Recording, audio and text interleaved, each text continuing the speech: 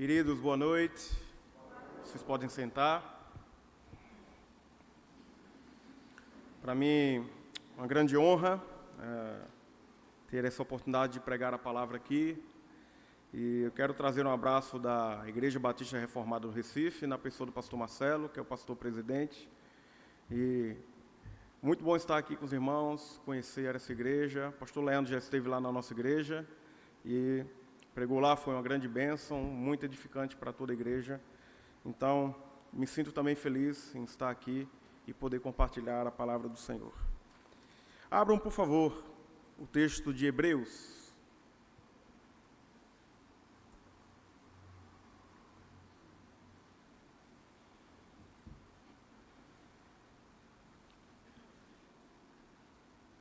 Hebreus capítulo 11.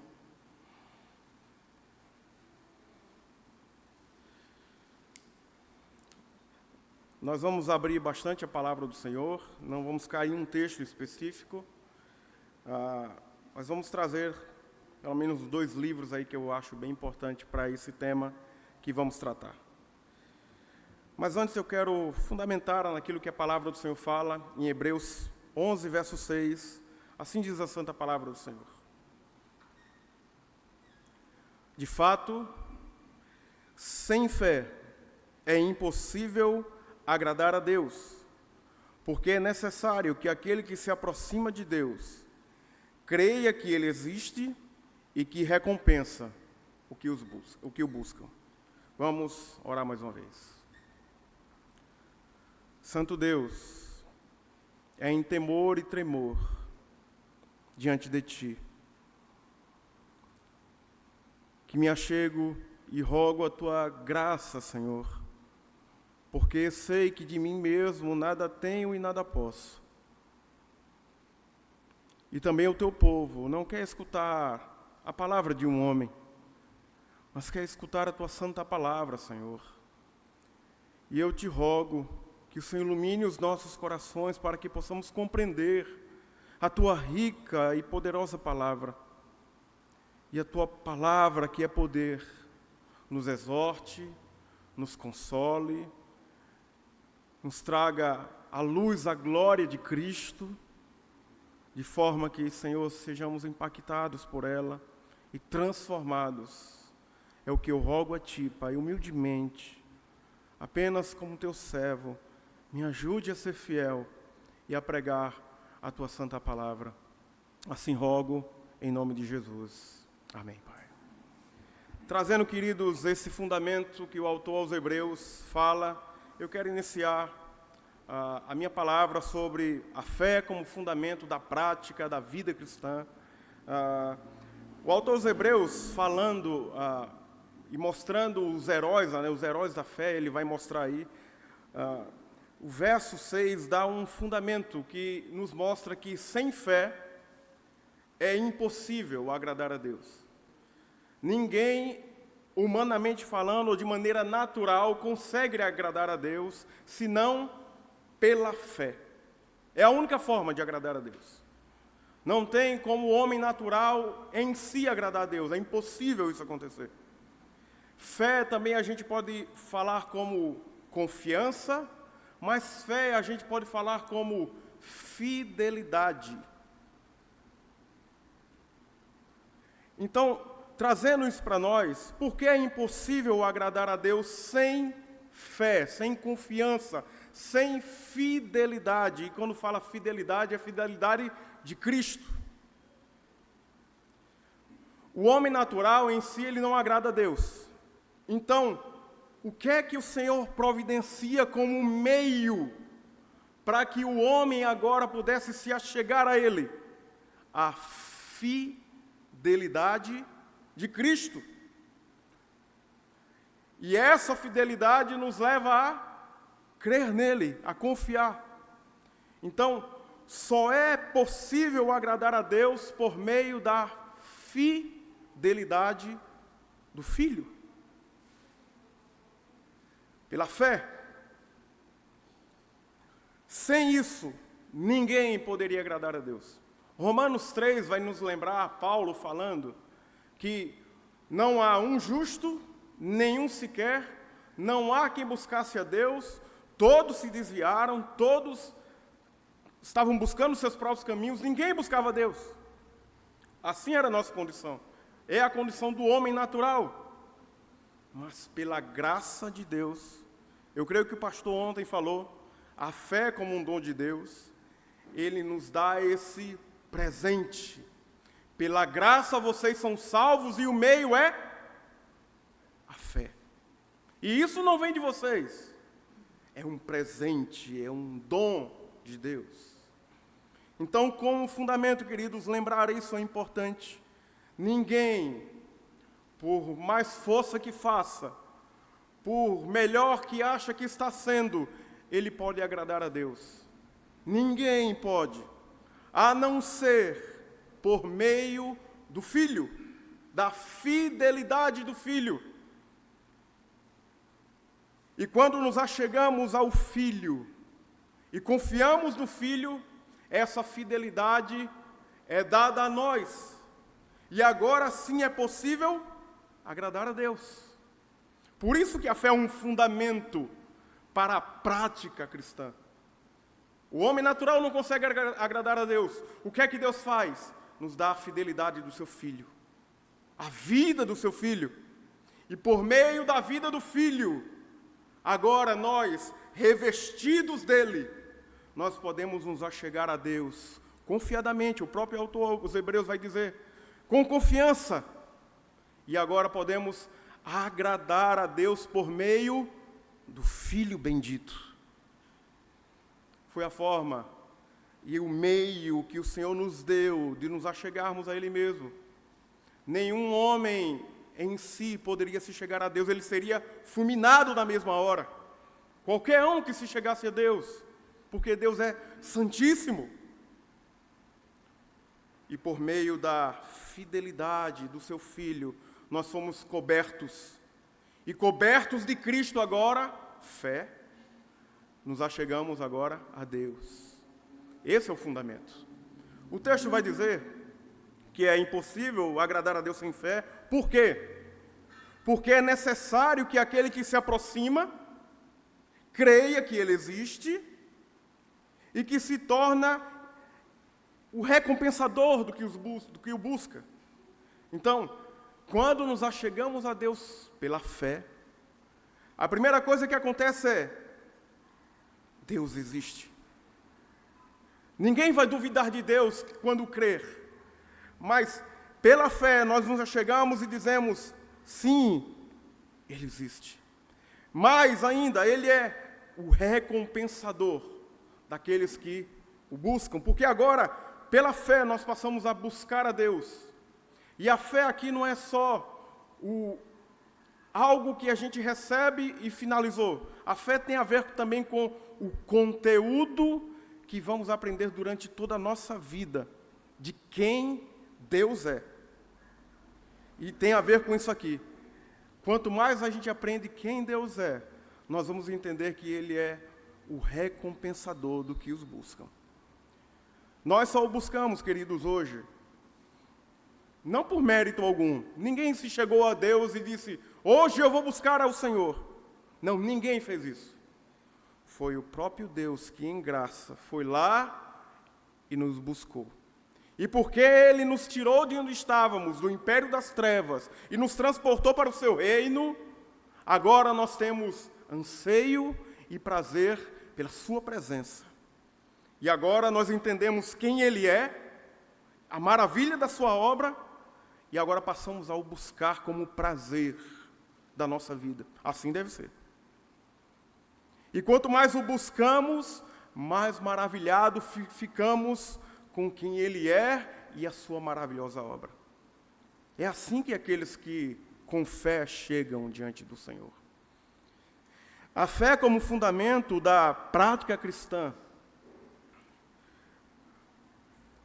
Tem muitos versículos, muita coisa que poderíamos tratar, mas eu vou me ater a 2 livros que Paulo escreve para fundamentar isso, que a igreja me deu como missão de tratar com os irmãos. Abram em Efésios, por favor.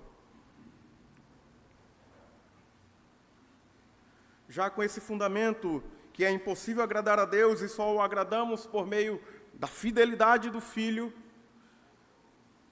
Agora vamos entender aquilo que Paulo fala em Efésios capítulo 1.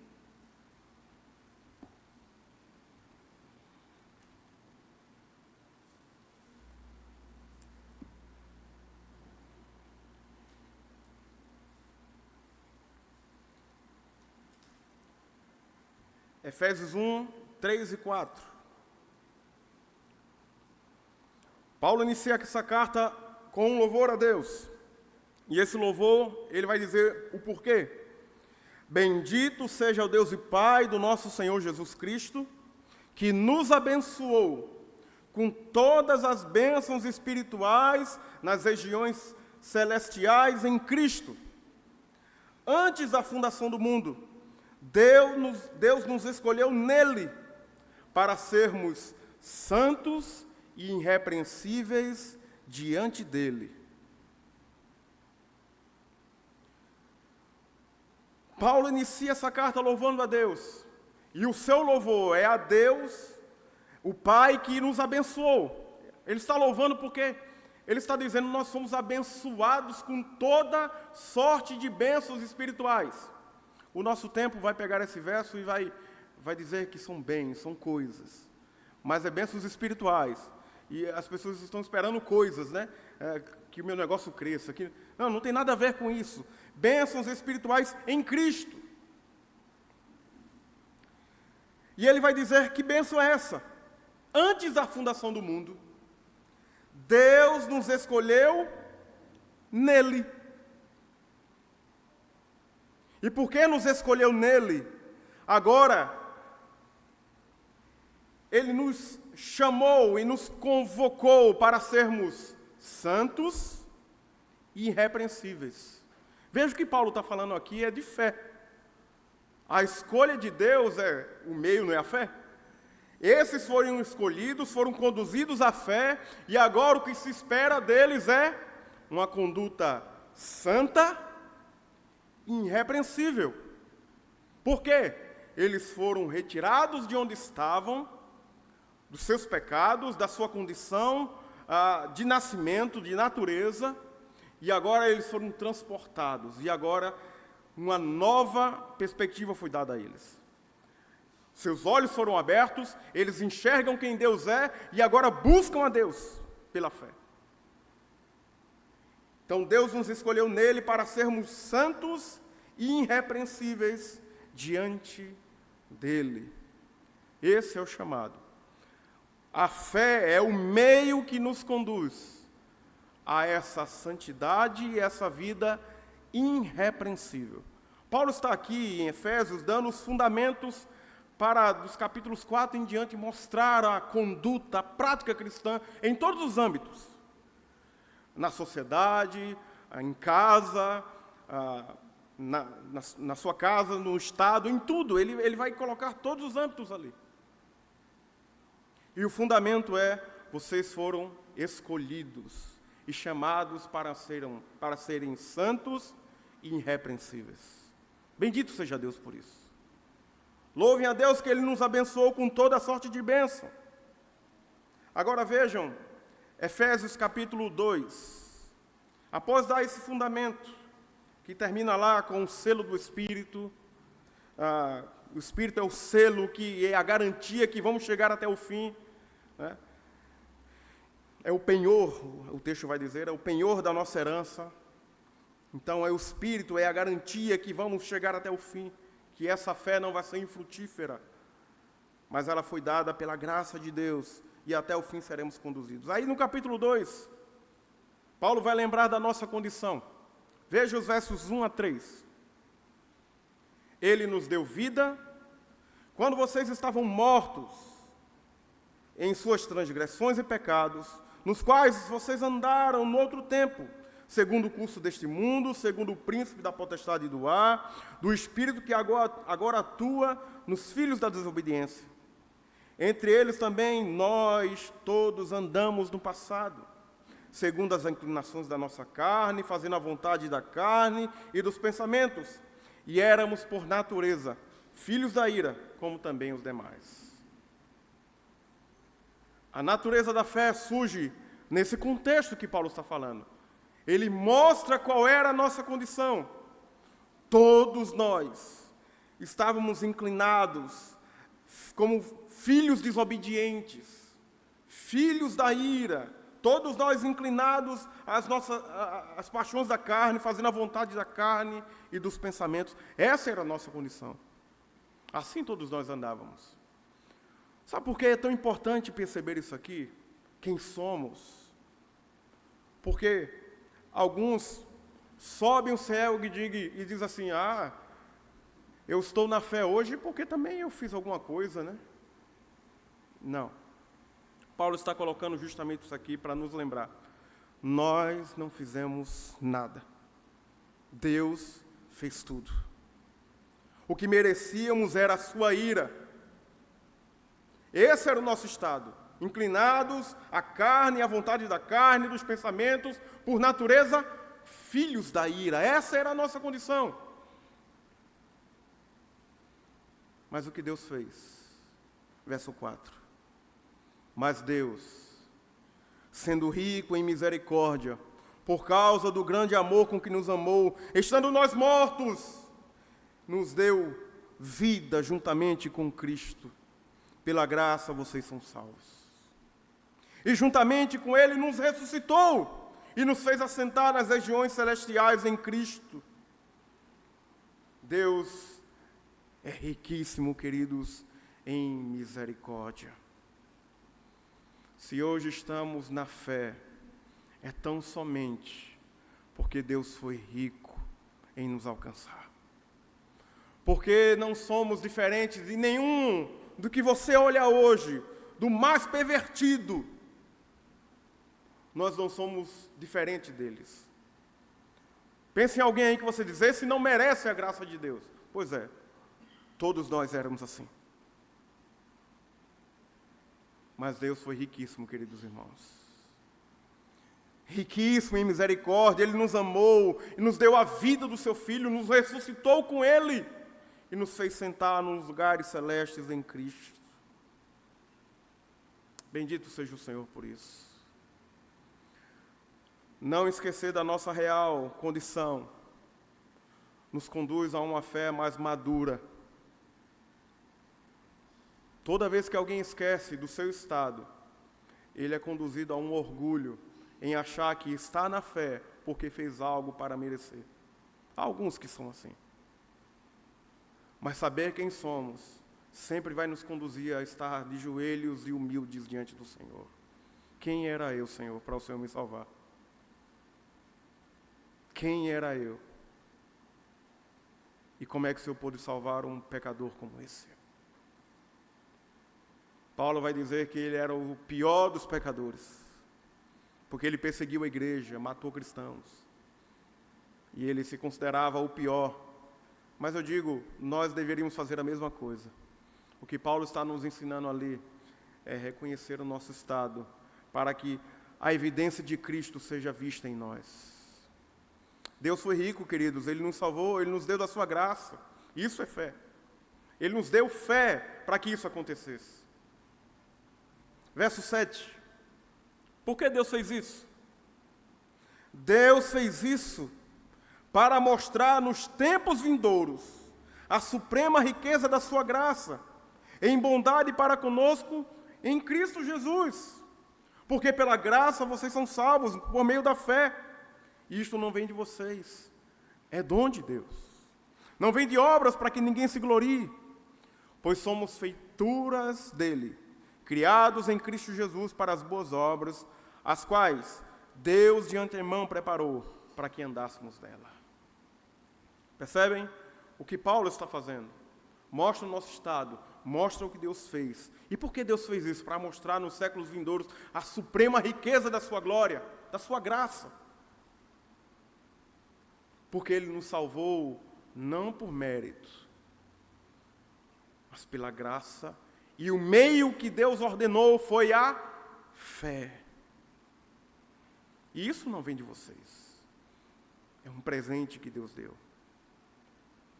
E Deus fez isso porque agora somos feitura dele, por meio da fé, criados em Cristo, para que a gente agora ande em uma prática de vida que o honra. Agora, queridos, as coisas têm que ser diferentes. Se de fato a fé em Cristo nos alcançou, quem eu era não pode mais existir. Mas essa prática que eu tinha, ela tem que dar lugar a uma nova vida, uma nova prática de vida. Paulo vai falar isso nos capítulos posteriores. Finalizando essa parte da introdução de Efésios, capítulo 3, veja a oração que Paulo faz, antes dele partir para agora a parte prática, do que se espera daqueles que estavam mortos, e agora foram ressuscitados, e agora estão em Cristo, pela fé. Qual é a prática de vida que se espera destes? Antes de entrar nessa parte, Paulo agora ora, capítulo 3, versos 16 a 21. Olha a oração de Paulo. Eu digo à igreja que essa é a oração dos presbíteros lá na nossa igreja. Algumas vezes já falei isso à igreja, essa é a nossa oração, para que Deus faça isso em nós. Veja o que Paulo pede. Peço a Deus que, segundo a riqueza da sua glória, conceda a vocês que sejam fortalecidos com poder, mediante o seu Espírito, no íntimo de cada um. E assim, pela fé, que Cristo habite no coração de vocês, estando vocês arraigados e alicerçados em amor. Isto para com todos os santos, vocês possam compreender qual a largura, comprimento, a altura e profundidade, e conhecer o amor de Cristo, que excede todo o entendimento, para que vocês fiquem cheios de toda a plenitude de Deus. Ora, aquele que é poderoso para fazer infinitamente mais do que tudo aquilo que pedimos e pensamos, conforme o seu poder que opera em nós, a Ele seja glória na igreja, em Cristo Jesus, para todas as gerações, para todos sempre. Amém. Que oração! Paulo está dando o fundamento da fé deles. E agora ele diz: eu rogo a Deus que vocês sejam revestidos com poder, mediante o Espírito. Paulo agora está mostrando a ele que a caminhada cristã deles precisa ser de crescimento. Por isso esse fortalecimento com poder. E esse crescimento cristão é mostrado de que forma? Olha como Paulo faz. E assim, pela fé, Cristo habite no coração de vocês, estando vocês arraigados e alicerçados em amor. E isto com todos os santos, com todos os irmãos, possam compreender isso aqui, queridos irmãos. Os da fé, eles amadurecem o quanto mais eles compreendem isso. Isto para que todos, com todos os santos, vocês possam compreender. Compreender o que, pastor? Qual a largura, o comprimento, a altura e a profundidade. E conhecer o amor de Cristo, que excede todo entendimento. A caminhada cristã é uma caminhada de conhecer quem Cristo é e o seu amor. Aqueles que são da fé, que receberam a graça da fé, a sua caminhada cristã agora é uma caminhada de gozo e conhecer quem Cristo é, a beleza e a sua glória. Muitos têm se afastado disso, só se apega à sua obra, mas a primeira coisa pela qual Deus nos deu a fé foi para que estivéssemos maravilhados com quem Cristo é.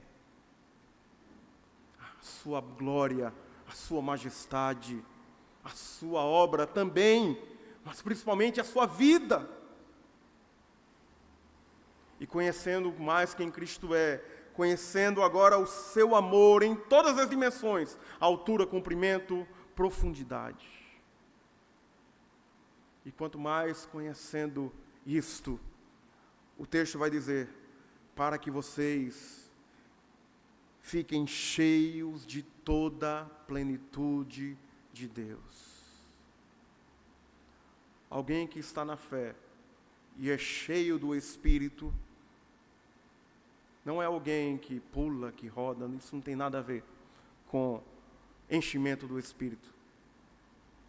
Mas alguém que está na fé e demonstra ser cheio do Espírito, é alguém que desfruta da vida de Cristo em oração. E cada vez mais se debruça nesse amor, na sua vida. E cada vez mais conhece o amor de Cristo. E quanto mais conhece, ele fica maravilhado com a obra que ele fez. E quanto mais maravilhado, mais cheio da plenitude de Deus. Essa deve ser a caminhada cristã. É isso que Paulo está dizendo. Eu quero que vocês sejam revestidos com todo o poder, mediante o Espírito.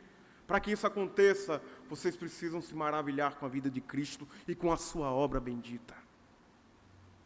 Para que vocês sejam cheios de toda a plenitude. Essa é a introdução da carta aos Efésios. É o que a gente chama da primeira parte, que Paulo dá os fundamentos para alicerçar o que ele vai falar agora dos capítulos 4 ao 6. Capítulo 4, veja o que Paulo vai dizer.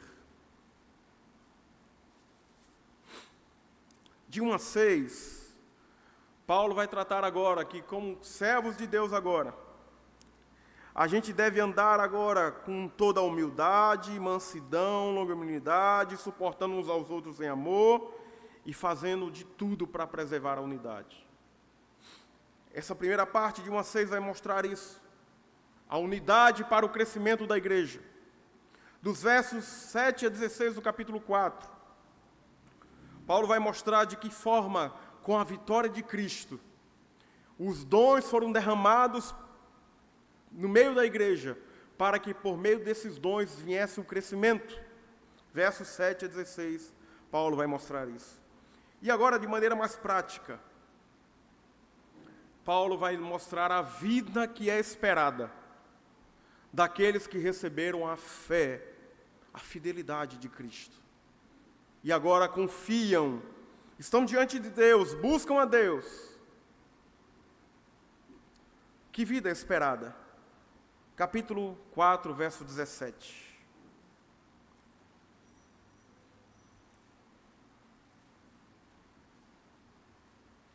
Isto, portanto, digo e no Senhor testifico, não vivam mais como gentios, que vivem na vaidade dos seus próprios pensamentos, tendo seu entendimento obscurecido, separados da vida de Deus, que Deus concede, por causa da ignorância em que vivem, pela dureza do seu coração. Tendo se tornado insensíveis, eles se entregaram à libertinagem, para de forma desenfreada cometer todo tipo de impureza. Primeira coisa que Paulo faz para a vida prática, não vivam mais como vivia os gentios, como vivem os gentios, afastados da vida de Deus, com pensamento obscurecido, corações endurecidos. Não é essa forma que é esperada de vocês. Mas, verso 20, não foi assim que vocês aprenderam de Cristo. Se é de fato que ouviram falar dele e nele foram instruídos, a maneira antiga de viver. Vocês foram instruídos a deixar de lado a velha natureza, que se corrompe segundo os desejos enganosos, e a se deixar renovar, no espírito do entendimento de vocês, a se revestir da nova natureza, criada segundo Deus, em justiça e retidão, procedentes da verdade.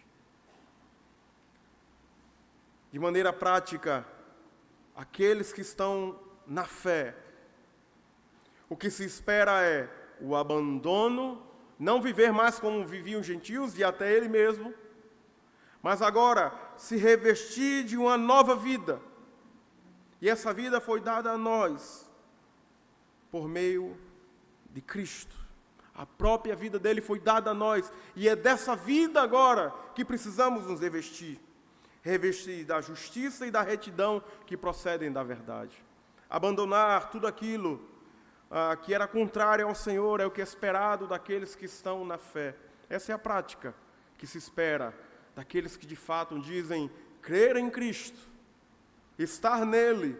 O que é esperado é: não andem mais como gentios, abandonem a antiga vida, vivam agora, se revistam do novo procedimento que foi dado a vocês em justiça e retidão procedentes da verdade. Versos 25 a 32. Há um chamado à santidade. E aí Paulo vai entrar em várias coisas. Deixa a mentira, fala a verdade. Né? É natural, quando não conhecemos a Deus, a gente mentir. Mas agora, não. Irmãos que dizem ser crentes e ainda continuam em mentira, isso não procede mais. Olha o que o texto diz: por isso deixa a mentira, fale cada um a verdade ao seu próximo, pois somos membros um dos outros.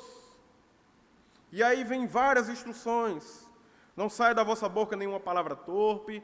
Então, cuidado com o que você fala, o procedimento do que estão na fé é diferente, a prática de vida é outra. Não condiz alguém dizer que é crente e ter a sua boca cheia de palavrões. Não condiz mais. Não condiz mais aqueles que se dizem que estão na fé e estarem com maledicência na igreja ou em casa. Isso não condiz mais para aqueles que são crentes. Por isso que Paulo diz: não sai da vossa boca nenhuma palavra torpe ou podre, mas unicamente o que seja boa para a edificação, que produza graça aos que ouvem. Percebam, olha o que tem que sair da boca daqueles que confessam a fé em Cristo agora.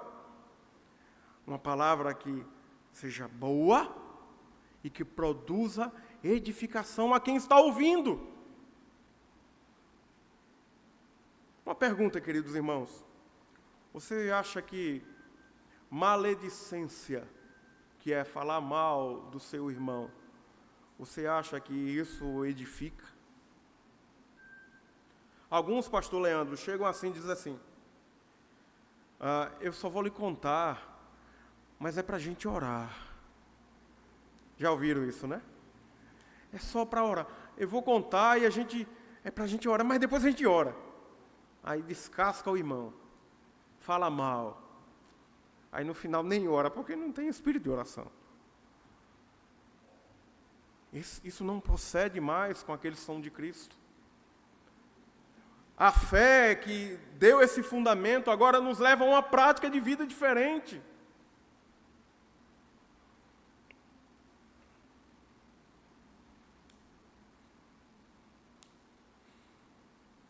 Verso 31, que não haja no meio de vocês qualquer amargura, indignação, ira, gritaria, blasfêmia, bem como qualquer maldade. Pelo contrário, sejam bondosos, compassivos, uns para com os outros, perdoando uns aos outros, como também Deus em Cristo perdoou vocês. O perdão é uma das práticas que muitos crentes têm negado, mas o texto bíblico está dizendo aqui: nos afastarmos de tudo isso, amargura, indignação, ira, gritaria, blasfêmia. Ao contrário disso, sejam bondosos, compassivos, uns para com os outros, perdoando uns aos outros, como Deus em Cristo vos perdoou. O perdão que precisamos liberar ao nosso irmão, ele é equivalente ao perdão que Deus nos deu em Cristo Jesus. Mas pastor, o senhor não sabe o que ele fez, não? Eu realmente não sei. Mas se você recebeu fé, se você entendeu a bendita obra de Cristo, o que ele fez por você, você não pode negar perdão a ninguém. Não pode. Crente que diz que é crente, nega perdão, é porque não entendeu a obra de Cristo. O texto é claro. Perdoe de acordo como Deus perdoou vocês em Cristo. Aí eu pergunto, como é que Deus nos perdoou em Cristo? Foi porque a gente era bom, a gente deu uma falhazinha ali, e aí Deus disse, assim não dá. Não, não foi. O texto vai dizer que éramos inimigos de Deus. Inimigos. E mesmo assim, inimigos, Ele nos perdoou. Agora, pensem comigo. Se Deus nos perdoou quando éramos inimigos, por que você não pode perdoar aquele que você diz que é irmão? Essa é a prática da vida cristã, é o natural. Paulo, escrevendo aos Filipenses, já no final, ele vai dizer, vós síndico, se resolvam, minhas irmãs. Vocês me ajudaram na obra, no crescimento. Peço a vocês que entrem em acordo. Não condiz com a vida cristã a falta de perdão. Não condiz. É natural, independente do que foi feito, é natural que haja perdão. Isso é o natural da vida cristã. Nenhum crente que nasceu de novo, ele nega o perdão. Seja a luta que for, pastor, o senhor não sabe, fui injustiçado. Tá bom, meu irmão. Perdoe. Perdoe. Como Deus lhe perdoou em Cristo. Verso 5, Paulo vai entrar na questão de uma vida de amor e agora viver como os filhos da luz. Versos 22 a 33 do capítulo 5, há instruções claras como proceder como maridos e esposas. E esse eu vou querer ler com os irmãos. Porque há mulheres e há homens que, quando leem esse texto, dizem, não, isso não. Mas eu quero dizer aos irmãos que isso é o natural da vida cristã. Os que não se submetem a isso estão não se submetendo ao próprio Cristo, que deixou a sua palavra. Por isso, escutem bem o que a palavra de Deus está dizendo. Verso 22 do capítulo 5. Esposas, que cada um de vocês se sujeitem ao seu próprio marido, como ao Senhor, porque o marido é o cabeça da esposa, como também Cristo é a cabeça da igreja, sendo Ele próprio o Salvador do corpo.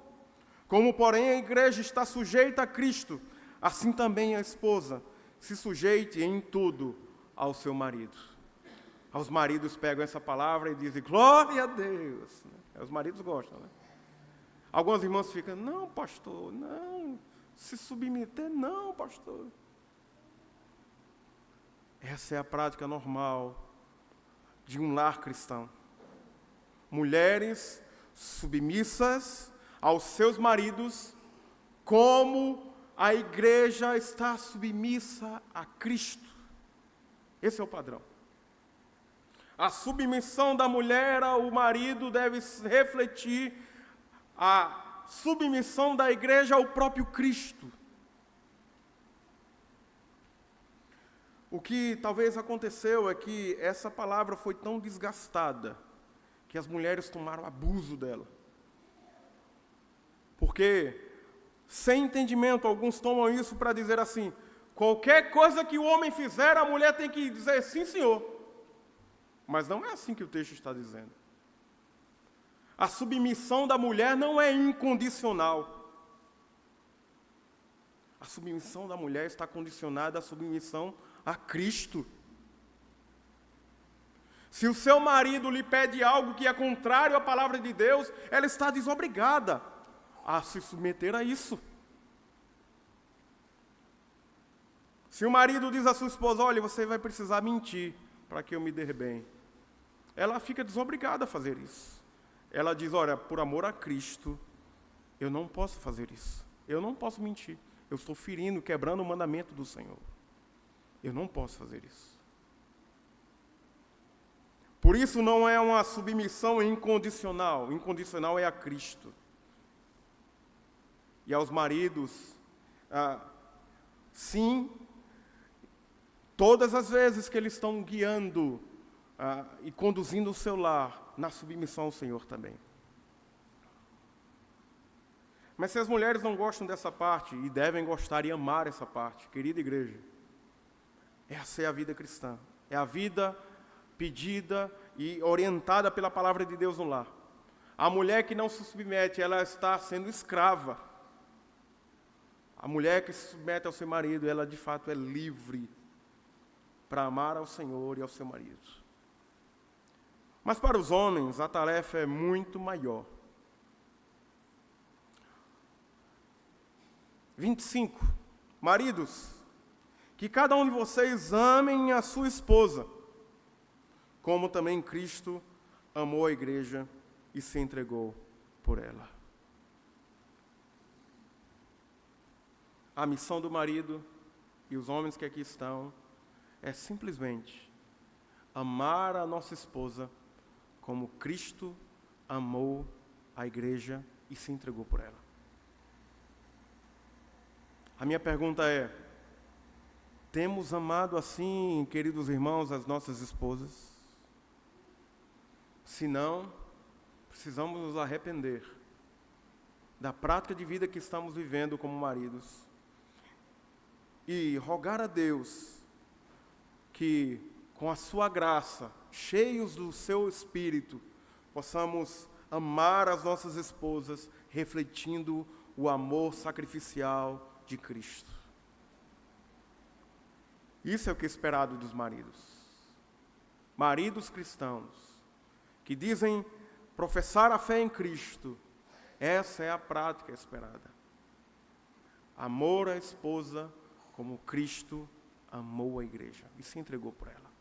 É um amor sacrificial dativo. É isso que se espera. Eu pergunto aos maridos que aqui estão: quando Cristo amou a igreja? Quando a igreja obedeceu? Quando a igreja estava jóia, santa já? Cristo amou a igreja e foi buscá-la no lamaçal do pecado. Era uma prostituta, estava longe.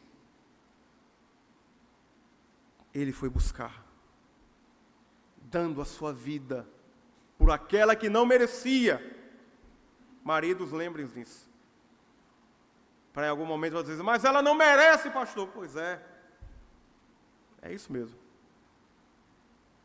Ela não merece, então faça o que Cristo fez. Ame-a como Cristo amou a igreja.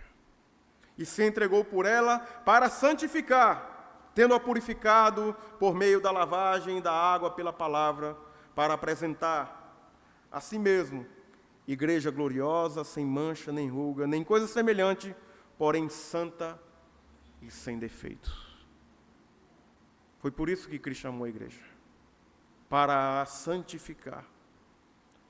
O amor do marido à esposa deve conduzi-la à santificação. Que Deus nos ajude a assim proceder.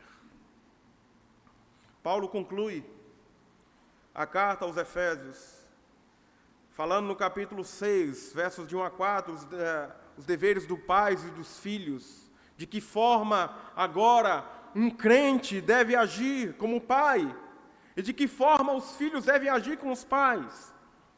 Versos 5 a 9, Paulo vai mostrar de que forma os servos devem se submeter aos seus senhores, e de que forma os senhores devem tratar os servos.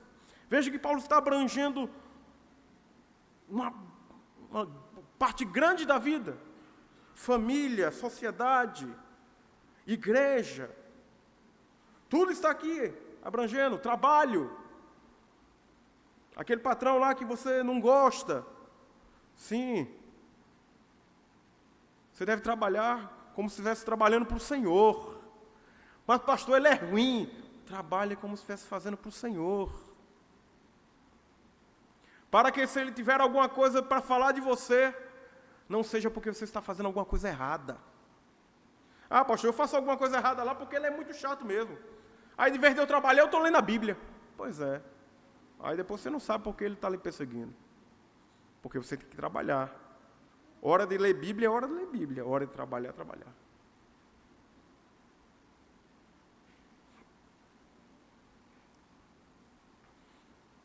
E Paulo encerra essa carta belíssima, falando que chamam batalha espiritual, mas que é um revestimento da armadura, né? E as características da armadura é justiça, verdade, tudo isso é, como Paulo dizendo, se revistam da vida de Cristo. Cristo é a armadura de Deus. Se revistam dele, para que vocês possam resistir. Se revistam da vida dele, da verdade dele, da justiça dele, se revistam dele. Isso é santidade. É a prática da vida cristã em prática. Prática da vida cristã em prática, ficou redundante. Mas é a vida cristã em prática. Precisamos nos revestir, sim, dessa vida de Cristo, para estarmos fortalecidos no dia mau. Precisamos assim proceder. Para concluir, queridos irmãos, nesses 15 minutos que tenho, abram em Tito, por favor.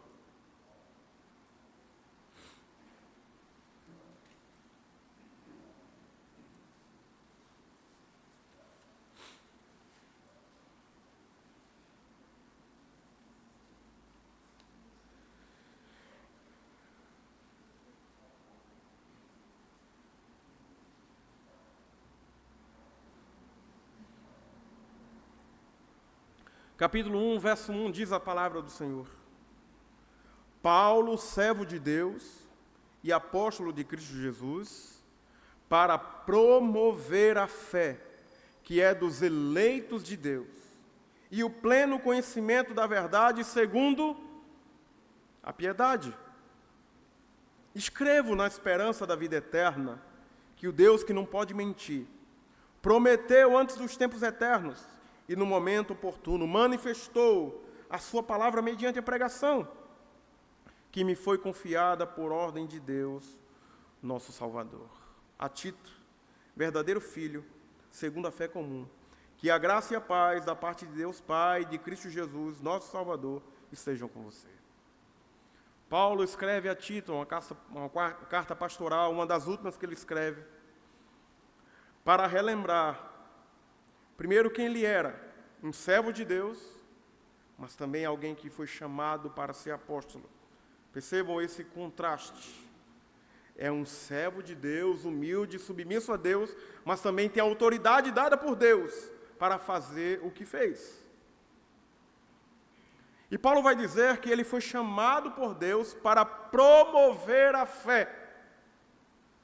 Paulo era o promotor da fé, mas também o promotor da verdade de Deus. Ele foi chamado para isso. Por meio da verdade de Deus, promover a fé que é de quem? Dos eleitos de Deus. A fé não é de outro povo, a fé é dos eleitos, e só dos eleitos. Nenhum outro receberá fé, só os eleitos de Deus receberão a fé. E Paulo foi chamado para isso. E ele vai trazer essa tríade de fé, verdade e piedade. Veja como essas três coisas andam juntas. Por meio da verdade da palavra pregada, os eleitos são conduzidos à fé para andar em piedade. Percebam que a fé é um fundamento para essa vida piedosa. E é o que Paulo vai trazer durante toda essa carta. A fé dos eleitos de Deus. Vocês são eleitos de Deus. A prática esperada é essa, uma vida piedosa. E Paulo vai mostrar no verso 2 algo que às vezes passa desapercebido, mas é de muita grandeza aqui. Paulo está escrevendo a Tito na esperança da vida eterna. Percebam o que ele vai dizer: que o Deus que não pode mentir, prometeu antes dos tempos eternos. O que Paulo está fazendo, eu estou escrevendo, Tito, a você, na esperança dessa vida eterna, que Deus que não pode mentir, Ele prometeu. Mas não foi no tempo não, foi antes dos tempos eternos. Ele prometeu essa salvação, essa esperança. E no tempo oportuno, Ele manifestou. Por meio da pregação, essa esperança da vida eterna se manifestou. Por meio da pregação, aí Paulo vai dizer, e agora foi confiada a mim. Algo que foi prometido, se manifestou, e agora Deus confiou aos pastores e presbíteros que aqui estão. Para nós essa palavra é ainda mais forte. Deus, que não pode mentir, Ele prometeu essa esperança da vida eterna, Ele manifestou no tempo oportuno, por meio da pregação, e Ele confiou a homens essa palavra de pregação. Portanto, não é cabível a nós falar o que nós queremos, mas falar somente o que foi confiado a nós. Como arautos, devemos falar o que o rei mandou, e somente isso. Longe de nós falar algo que o rei não falou, porque prestaremos conta diante dele. A nós foi confiada essa palavra de pregação. Sim, a grande comissão a todos os crentes também, mas na igreja, aos pastores, foi confiada essa palavra de pregação. E Paulo está dizendo, agora é você, Tito. Deus confiou a mim, mas agora a você está sendo confiada essa mesma coisa. E a primeira coisa que Paulo diz a ele, verso 5, por isso deixei você em Creta, para que pusessem em ordem as coisas restantes, bem como em cada cidade constituísse presbíteros, conforme prescrevia você. Paulo deixa Tito em Creta, a fim de ele colocassem em ordem. É notório que as coisas não estavam em ordem em Creta. Se lerem a carta, vai ver, o povo era mentiroso, o povo era terrível, os cretenses. E Paulo diz, você precisa colocar as coisas em ordem. Percebam, aqueles que promovem a fé, eles sempre vão colocar as coisas em ordem. Aos pastores, nós precisamos colocar em ordem as coisas na igreja, para fazer de acordo com o que o rei mandou. Nada pode ficar fora de ordem. Tudo que o Senhor está nos instruindo a colocar em ordem, precisa ser colocado em ordem. Os homens gostem ou não, precisam ser colocados em ordem, porque a nós foi confiada essa tarefa. Aos crentes, se há algo em desordem na sua vida, precisa ser colocado em ordem, porque os da fé, eles não andam em desordem mais. Eles colocam as coisas em ordem. Eles não vão seguindo a vida e deixam a vida me levar, a vida leva eu. Não! Os da fé, eles vão colocando tudo em ordem. Tudo. Eles não andam mais de qualquer forma. Outra instrução que Paulo dá, está no verso 10, do capítulo 1 também. Porque existem muitos, especialmente os da circuncisão, que são insubordinados, falam coisas sem sentido e enganam os outros. É preciso fazê-los calar, porque andam pervertendo casas inteiras, ensinando o que não devem, com intenção vergonhosa de ganhar dinheiro. Percebam, a quem não foi confiada a verdade de Deus, esses não podem falar na igreja. Olha o que estava acontecendo em Creta. Alguns estavam pervertendo casas inteiras, falando o que não deveriam, com a intenção clara de ganhar dinheiro. Parece o evangelho dos nossos dias. Por isso, Paulo diz, Tito, é preciso fazê-los calar. Eles não podem falar. Porque o que eles estão falando está em desacordo com o evangelho, com a fé. Está em desacordo. Não é permitido, não permita que eles falem. É preciso fazê-los calar. verso 2, capítulo 2, verso 1.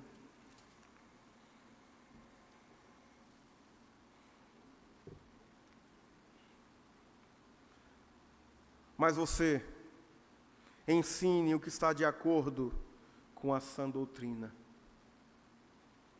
A fé, ela vai crescendo ao passo que a sã doutrina está sendo exposta. Por isso que Paulo diz, você a quem foi confiada a verdade de Deus, ensine o que está de acordo com a sã doutrina.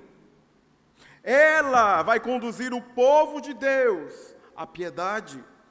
Não ensine outra coisa, senão a sã doutrina. É ela que vai fazer o meu povo andar em santidade. Não métodos humanos, não nada disso. Ensine o que está de acordo com a sã doutrina. É o que Paulo fala a Tito. Nada de invenção, só a sã doutrina é suficiente. Verso 7 do próprio capítulo 2. Seja você mesmo um exemplo de boas obras. No ensino, mostre integridade e reverência, linguagem sadia e irrepreensível, para que o adversário seja envergonhado, não tendo nada de mal a dizer a nosso respeito.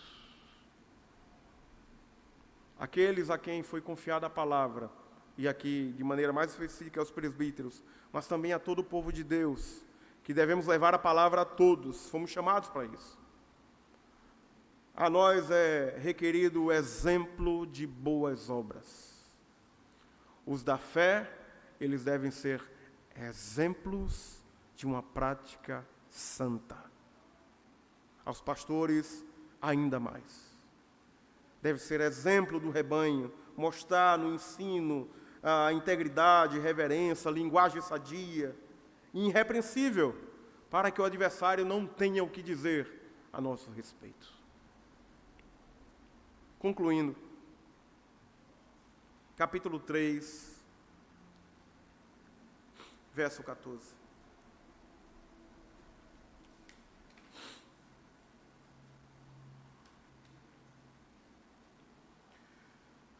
Quanto aos nossos, que aprendam também a se empenhar na prática de boas obras, a favor dos necessitados, para não se tornarem infrutíferos. A fé verdadeira, ela jamais pode ficar infrutífera. A fé verdadeira nos conduzirá a nos empenharmos na prática de boas obras, a favor dos necessitados, para que isso não seja algo infrutífero. A fé verdadeira, ela se revela desta forma: no empenho de uma vida santa, no empenho em buscar ao Senhor, no empenho em ser cheio do Espírito, mulheres e homens cheios do Espírito Santo. Fomos chamados para isso. A vida cristã, ela deve ser dessa forma, crescendo e crescendo em conhecer quem Cristo é e a sua obra bendita, e ficarmos maravilhados com isso sempre. Chorarmos e nos humilharmos diante dele todas as vezes que nos chegarmos a ele. Eu quero concluir, de fato, com o Salmo 92. Por favor, só a parte final do Salmo, que é uma promessa para os da fé. Salmo 92, verso 12, eu concluo assim a minha palavra.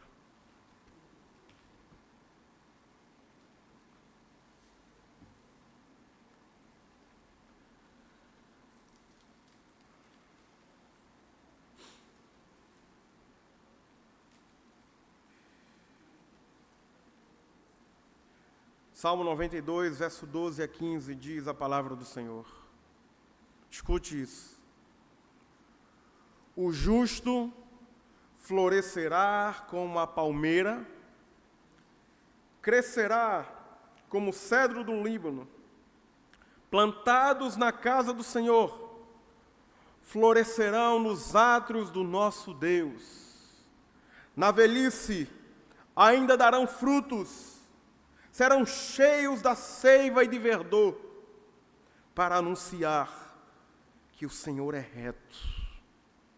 Ele é a minha rocha, e nele não há injustiça.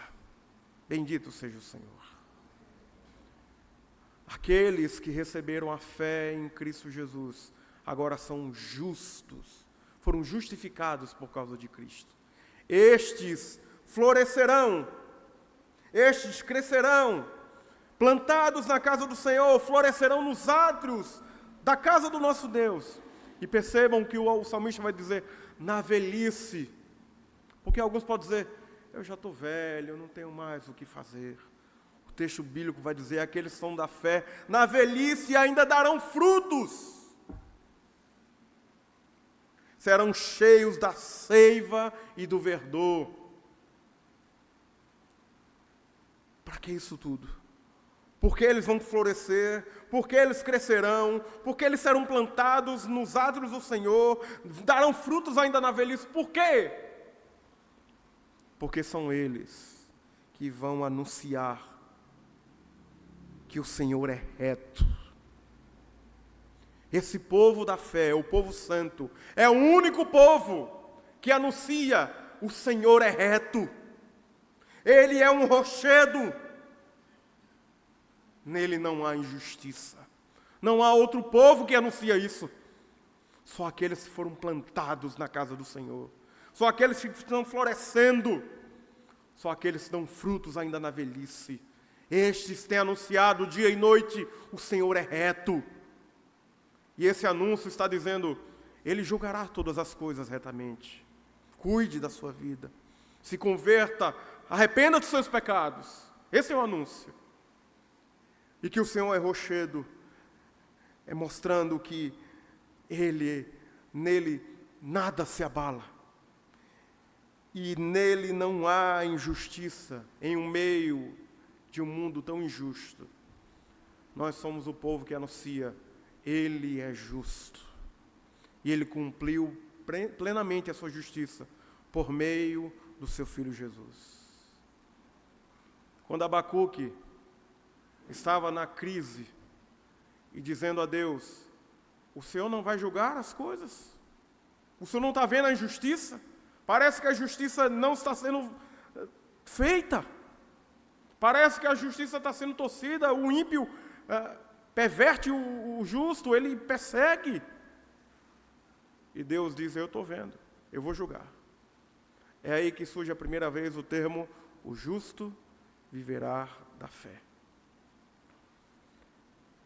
Porque ele estava anunciando a Abacuque que ele faria justiça por meio do único que poderia dar a justiça, o seu Filho Jesus. E ele nos fez justiça, queridos irmãos. Não a que merecíamos. Se Deus fizesse a justiça que merecíamos, todos nós estaríamos condenados. Mas porque essa justiça Ele derramou no seu Filho, a ira que era para ser dada a nós, Ele derramou no seu Filho. Para que essa ira não caísse em nós. Para que em nós viesse o quê? A sua justiça. Para que viesse justiça para nós, foi necessário que sobre o Filho caísse a ira. Foi isso que Deus fez. Derramou a sua ira sobre o seu Filho, para salvar pecadores, inimigos. É uma grande graça, queridos irmãos. Deus é rico em misericórdia. Ele nos salvou de maneira surpreendente, por isso que a cruz é o escândalo. Como é que Deus salva pecadores? Essa pergunta a gente deveria todo dia fazer ao Senhor. Como o Senhor pôde me salvar, eu, um pobre pecador? Como o Senhor fez isso? Vamos orar. Santo Deus, nós ficamos constrangidos com o Teu amor. ao perceber quem éramos,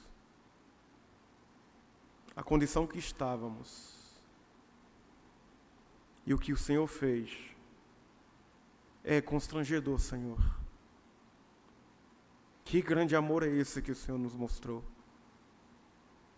Nos amar mesmo sendo pecadores. Que o Senhor constranja o coração de cada um que aqui está. E que conduza pela fé, para que cada um floresça, cresça, frutifique para a Tua glória, anunciando que o Senhor é reto, uma rocha, e no Senhor não há injustiça. Bendito seja o Teu nome, Pai. Nós te bendizemos nessa noite, pela Tua bendita palavra e pelo Teu grande amor demonstrado na cruz, em nosso favor. Obrigado, Senhor, nós queremos te bendizer nessa noite, em Cristo Jesus. Amém, Pai.